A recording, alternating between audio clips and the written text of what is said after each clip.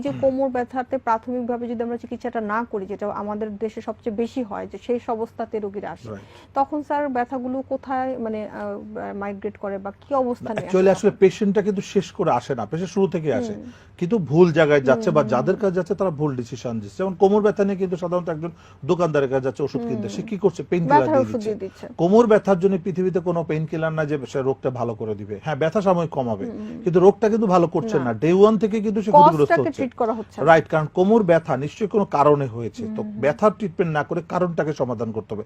যদি সেখানে টিউমারের কারণে ব্যথা হয় তাহলে ব্যথা ওষুধে যাবে না, টিবির কারণে ব্যথা হলে ব্যথা ওষুধ যাবে না, ফ্র্যাকচারের কারণে ব্যথা হলে ব্যথা ওষুধ যাবে না, ডিসপোলাপসের কারণে ব্যথা হলে ব্যথা ওষুধ যাবে না। তাহলে ব্যথার ওষুধে কি যাবে? কিছুই যাবে না, ব্যথা সাময়িক একটু ব্যথা কমবে।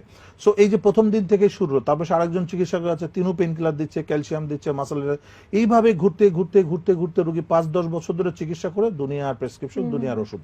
আমি কোনো রোগীকে দেখি নাই যে অনেকগুলো প্রেসক্রিপশন না নিয়ে আমার কাছে এসেছে। তো আসলে আমি বলি না, প্রেসক্রিপশন দেখে তো আমার কোনো লাভ নাই, কারণ এই প্রেসক্রিপশন যে ওষুধ আছে এগুলো তো আমি দিবই না, আমার প্রয়োজন নাই। কারণ এখানে রোগটাকে আইডেন্টিফাই করা হচ্ছে প্রথম কাজ, তারপরে রোগটা আমি ট্রিটমেন্ট করতে পারবো কিনা সেটা আমাকে জানতে হবে। এখন টিউমার থাকলে তো আমাকে অপারেশনে পাঠিয়ে দিতে হবে, টিউমার না তো ডিসপোলাপস থাকলে আমি ট্রিটমেন্ট হতো। ডিসপোলাপসের কোনো মেডিসিন পৃথিবীতে নাই, ডিসপোলাপসের ট্রিটমেন্ট হচ্ছে রেস্ট এবং ফিজিওথেরাপি। সো ওষুধের এখানে প্রয়োজন নাই।